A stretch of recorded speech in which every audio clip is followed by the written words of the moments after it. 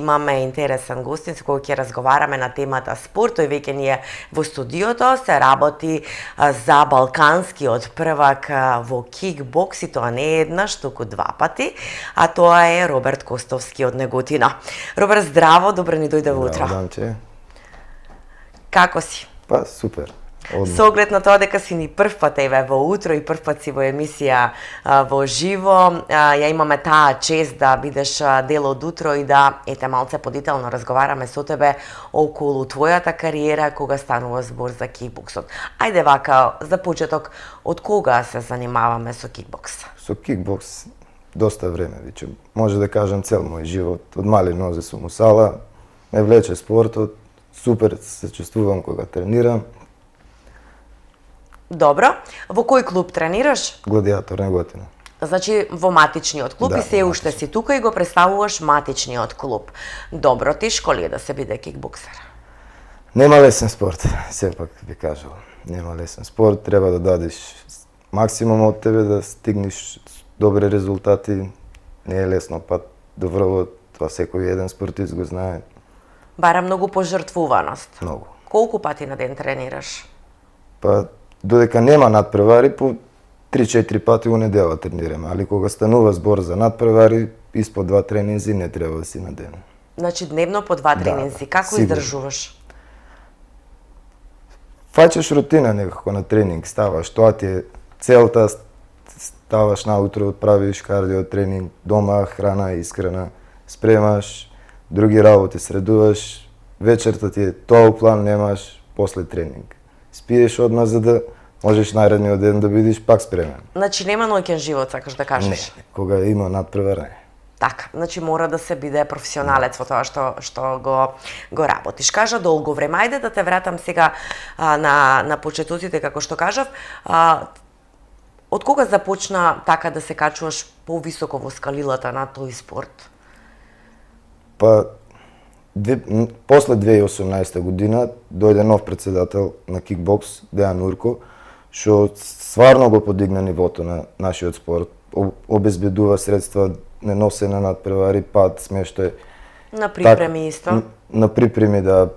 И се крена масовноста у Македонија за кикбоксот и пред тоа немаше толку многу борби, по неколку млади деца. Сега гледам има многу голема желба кај младите и така ние сениорите зимаме мотив од нив, даваме и ние се од себе за да му бидиме светла точка и на нив. Да им покажете, да им покажете со пример. Значи фактички од 2018 почна така по-професионално и посветено да го работиш овој спорт, да го вежбаш. Имаш добиено повеќе награди, меѓу кои јас нели спомнав дека си балканскиот првак во кикбокс. Оваа година ја освои таа титула? Да, бев балкански шампион на минус 69 киклайт и бев избран за најдобар сениор. Тоа се одржа во Црна Гора. Да, беше сега пред известно време. Пред 1 месец. Така? Сега малку сме на колективен одмор. Така? Да. Па супер беше, да. Бев убедлив дека ќе го освоам тоа првенство, али кога бев избран за најдобар сениор, малку бев изненаден. Не очекуваше? Не очекувам. Добро, што сето ова ќе ти донесе како бенефит? Пред се добро здравје, добар начин на живот, имаш дисциплина, не луташ у живот кај одиш, знаеш на што си посветен, обврзан си, имаш обврска да си тренираш. Добро. Сега, една година имавте претходно пауза поради, мислам дека што беше причината? Требаше да биде балканското првенство лани во Турција, али таму имаше земјотреси, знам, не се одржа, а пред таа година пак бев балкански. Исто беше балкански, само беше во друга дисциплина. Друга дисциплина, во лоу-кик, во ринг. Така. Има ли разлика помеѓу таа година и оваа година во делот на организацијата на првенствата? Организацијата е у глобала секаде иста, али конкуренцијата мислам дека беше тогаш поголема. 2022. Беше поголема тогаш конкуренцијата. Сега имаше конкуренција, али со тоа што се случува ни светот, малку и спортот стивнат. Немаше толку голем број надпреварувачи, али пак имаше доста надпреварувачи. Со кои се надпреваруваше? Имав прва борба против Албанија, таа заврши со прекин, потоа со Бугарија и беме двајца македонци во иста дисциплина. Тој стигна до финале и јас финале, али финалето ми беше предадено. Ти го предаде финалето. Зошто? Зашто сте 20 од Македонија, така? Не знам, јас бев спремен да испаднам, туку неговиот тренер дојде и кажа нема да имаш борба, не се загревај. Да? Да. Јас ги издоминирав и од бугаринот и албанецот, така да... Ти ги победи нив, меѓутоа ете, можеби тренерот сметал дека дечкото што треба да се мислам дека со тебе е послаб. така. Подобро на тренинг отколку на натпревар. Така е, да. Да. Други награди освен ова, нели знам дека често тука и си правите турнирчиња, се надпреварувате. Ова пролет имав доста добри борби. Имав надпревар во Бугарија, во Пловдив.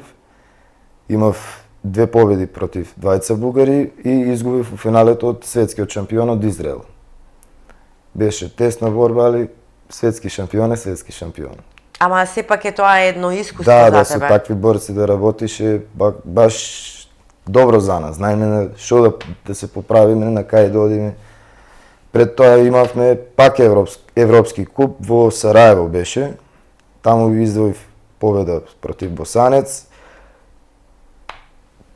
И имав борба со Турчин, исто у финале изгубив. Тој е вице шампион и на пониска категорија, али беше пријавен и погоре и подоле за да има повеќе борби. Сепак таму е тоа што треба да го покажеме и од него таму изгуби во финале.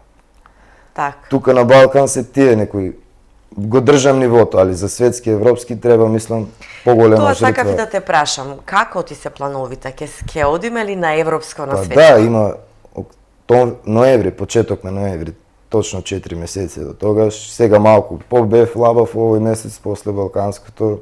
Мислам дека време е да почнам доста време е да лабаво. почнеш да се спремаш. Да, 4 месеци е добар период да направиме стратегија со тренерот исто така, да видиме која категорија ќе бидеме, која дисциплина, добар сум и таму и таму.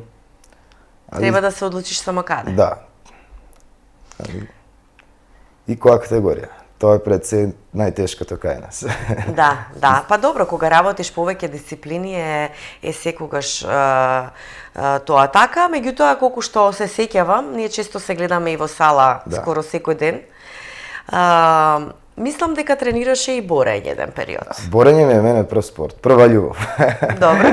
Прва љубов. И таму беше доста добар. Имам над 30 борби таму. Имам и први места таму, освојуваме 2-3.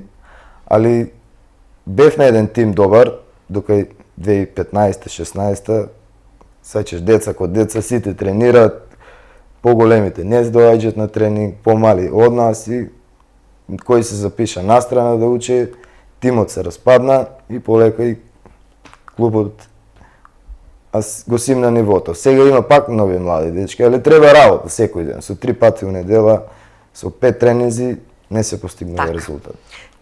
Кажав, често си таму и нели понекогаш знаеш и со помалите да работиш, еве и со кикбоксот.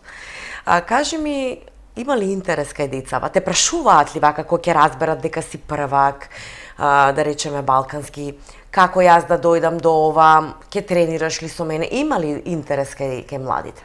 Интерес има, али тие мислат дека треба цело време да си агресивен, тоа те не победува кај нас. Они мислат дека е кикбокс, борење, спомна исто. Дека треба се на улица да се тепа. Да, тоа кој го практикува не постигнува резултати. Треба пред се дисциплина, да знаеме што вежбаме и на кој пат сме тргнати. Дали вежбаме рекреативно за нас или надпреварувачко. А кај деца, што си вежбам со деца, тие ми дават енергија мене, тие ми исполнуваат, гледам позитивно кај нив, светла точка и идат по мене. Едноставно, супер ми е со нив кога се. Да. Малце ми е тешко за спаринг партнери, па со нив си уживам. Така е, да. Како со играчки си играш со нив, меѓутоа поентата е дека тешко е да се најде спаринг, спротивен противник од клубот со кој можеш да тренираш. Да, ама јас често шетам, често одам по други клубови и сегден ми е отворена вратата, фала му на сите. Често доаѓам тука во Будока Вадарци, со нив правиме тренинзи, има добри борци од тука. супер се дечките, има им добра младина, што гледам дека вежбат со жар, со страст да направат резултат. Така. Значи, сепак се снаоѓаш за да имаш спаринг добар со кој да тренираш, исто, за да бидеш квалитетен. И во Скопје, таму има повеќе клубови, студент сум на факултетот на физичка култура, спорт и здравје, кога имам работа, гледам да останам таму на тренинг, да исто и дружба, али го поголем град има 7-8 клуба, доста еднаш да ги завртиш, си научил многу повеќе. Така е, да. Чисто предпоставувам дека си во комуникација со Димитар Ѓоргиев, нашиот неготинец кој е трократен светски шампион во кикбокс. 4 мислам веќе. 4-кратен веќе. Добро. Он му даде мотив на спорт, на кикбоксот у Македонија. Он е како таткото на кикбоксот, може да кажам. 4 пати да станеш светски европски шампион, треба повеќе од жртва да дадеш. Тоа е стварно доста многу работа. И гледаме, учиме од него. Така. Да, тој има и негов клуб таму во Адора, бев тренер 2-3 месеци еден период. Имаше отсуство на еден тренер, го заменив. Има супер дечки и таму се надпреваруваат. И добри услови таму. Одлично. Добро, сега за условите кога станува збор, значи јас мислам дека секој клуб треба малце повеќе да поработи, мада што, еве, колку што приметувам, пошто сум секој ден во сала, дека вашиот тренер Ѓорги Вучков беше, така, во последно време, значи, интензивно работи со цел, нели, и со вас, меѓутоа и за да ви ги подобри условите за тренирање. Може да кажам дека една од најдобрите сали имаме за борачки вештини, имаме ринг, церада за борење, сега тренерот имате и теретана тука инвестира одма. и теретана, тоа е супер, голем е просторот, само не сте на кој голем град, али пак има екипа за тренинг, има секогаш до 15 души, ја мислам дека е доволно. Само треба малку повеќе на преварувачко ниво, тоа да се крене, така да за услови имаме услови. Али пак услови не е само услови да имаш, треба да имаш и ниво на борци. Тие се најдобри услови. Сега можеби ете повеќе тие што не гледаат еве младина ќе се заинтересираат повеќе за овој спорт и ќе почнат нели и да доаѓаат да членуваат во спортот, во клубот за да го спортуваат овој вид на спорт, бидејќи како е многу напорен и тежок. И мора да биде, значи, и умствено да се размислува, не само да се удира. Секаде требало. Дали фудбал, кошарка, кикбокс, тоа поведува секаде, не е спремноста и мускулот. Безбеден е во секој случај, значи не може да се повредите, доколку нели ги ние работиме во аматерски кикбокс. Не сме професионален кикбокс, носиме кациги, штитници на нозе, добри нараквици. Нема некои стриктни повреди. Има и дисциплини, кик-лайт, како што кажавме на почеток, и лоу-кик. Кик-лайт е понежни удари, лоу-кик е силни удари. Имаш и почетнички дисциплини и сериозни дисциплини, може да ги кажеш. Добро. Тебе која ти е поомилена, да ми кажеш сега дисциплина? Каде се гледаш така дека си подобар? Вака, мене сите дисциплини ми се убави. Сега во лоу-кик имам освоено. Кик-лайт го освоив сега. Сакам и во кајден. Во сите. Значи имаш предизвик. Да. Кајден има плюс 2 удари колено и бекфист, се вртиш. Там, да го спомнам, мојот прв тренер Оливер Петровски, он беше насочен така на построги дисциплини. Штета што не е во државава и што замина, иначе мислам дека од неготино ќе излезеа многу. Уште многу борци. Да. Али не, нашите тренери се супер, али он беше така малку по-строго настроен кон спортот, на дисциплинен. Сега тренерите и по борење, Јане и Ѓорџи, знаат да не остават луфта, да ни прегледат преку прсти, не остават на нас.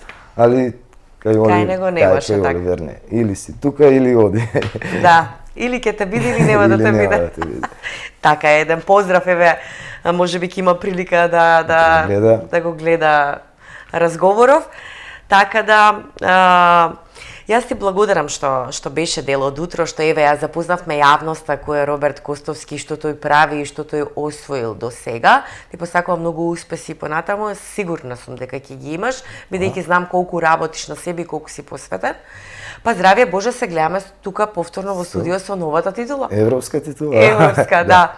Секако. Ти благодарам уште еднаш. Благодарам.